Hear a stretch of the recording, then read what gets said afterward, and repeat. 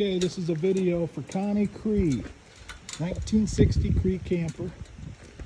Now the paint on the back, and it's going to be on the front here, is just for primer. So don't lose your mind if you see some streaks. There is some overspray that'll get cleaned off, no worries. These windows have all been temporarily sealed. They will need to have new tape put on them. But right now, none of these windows are leaking. I went ahead and put 3 coats on the roof. It's not leaking. I've temporarily caulked everything with latex caulk as per a previous video. There's a hole in the front here, which is sealed and then repaired with a decorative piece of aluminum. That's going to all be painted with the primer. I'm not going to paint this down on the bottom because honestly I don't know if somebody wants to paint the camper or what. That's in shape, but it does have a crack here somewhere. Right there. So let's get tightened up, it looks like. The windows, I replaced the glass in these windows. I replaced the glass in the back window. The back window, I completely renovated. This side, there's a little cut here that hasn't been repaired, but it is sealed from the back side, so it won't be leaking. The back window was operable, and I made it inoperable because it was just, the frame was shot. But this window will not be leaking again, and this was the biggest cause of the damage to the inside of the camper. Okay, walk around, it's got dents, it's got dings, but it's in good shape. I do have a key for this one. I do have a title for this one. Looks like we got a little more broken glass here. Get some tape on that. Floors are solid. I have a video on the before video. Now I went ahead and went through this. I took out the rafters, replaced those, insulated it with 1-inch insulation. Everything that where the exterior walls where you see repair panels in has an inch of insulation behind it. I took out all of the vent. I took out all of the bad wood up high.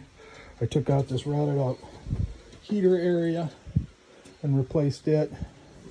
I left as much of the original wood as I can in case somebody wants to try to match it. I personally would just paint this camper because, that's just me. Enough said. I rebuilt this whole section here. I did have a leak over here, so there is a little bit of staining here. I'm going to sand that. It's not wet inside. I already checked it. And if it's bad, if I can't get that little bit of staining off there, I'll replace those 3 panels there. This light is wired, but it's coiled up underneath it here. There was no light there. I put it there, so the power will have to be run back under the camper up into this fuse box that's here. The floor in here was solid. It was set up for a toilet right here. I put underlayment over that flange, which was broken. I took out the broken flange, and this is just perimeter screws. So if you decide you want to put the toilet back in, take out these screws around the perimeter, cut the hole, and set the toilet on top. All of this wood in the back, across the whole back section of this whole camper, the whole back section was replaced, and I have the pictures to show you what I did there on a different post. And it's got a little closet here. The grates for this are missing, but I think I might have some. I have to go through my inventory. The inside of the cabinets are all in good shape. This is a plug-in refrigerator. This refrigerator just has a plug that goes out the other side. The other side, there was they had a bungee strap holding the door closed. So I screwed that door closed so it won't come out and it won't leak. I did have just a little bit, like this corner up here needs to be replaced or repaired. There was a mouse hole there, and there was just really short of tearing this whole thing out. I decided just to go ahead and cover that. Not like I said, I planned on painting it. If it doesn't sell within a month or so, I'll probably just paint the interior and put a floor in it. It does have a little bit of water damage left there. I didn't want to tear this whole panel out. I can do a repair on that, but that is a simple fix. If for that little bit there's no rot behind it, so I figured why make a big mess out of that. I did rebuild the end of this. The floors were solid as a rock, and I went ahead and put new underlayment over them. All of this is glued and screwed, except for, like I said, in that toilet area. It's not glued, but it is screwed. There was a heater here.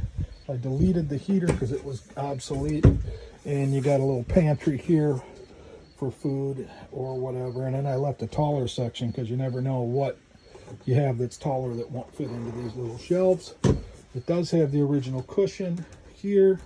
These cushions up here I think were made out of a sail or something. I don't even know what they were made out of. These are not the original countertops. These are just masonite that somebody added on top of the old. So this could easily be redone if a person wanted. My goal on this camper was to make it so somebody could inherit it and do the work the way they wanted to do it. Thus the name Vintage Campers Your Way. So all the hard work is done on this camper. What's left is all of the, I mean, there is windows to come out, and there's a little bit of work, but not like it was when I got it. I have total documentation on everything I do. So yeah, this is a 1960 Cree. Name is Connie. The box is 14 foot 8 inches long. I do not measure the tongue or the tail. This one does not have new tires on it, but when purchased, it will have 2 new tires on it. The front will be painted up with the primer, just like the back.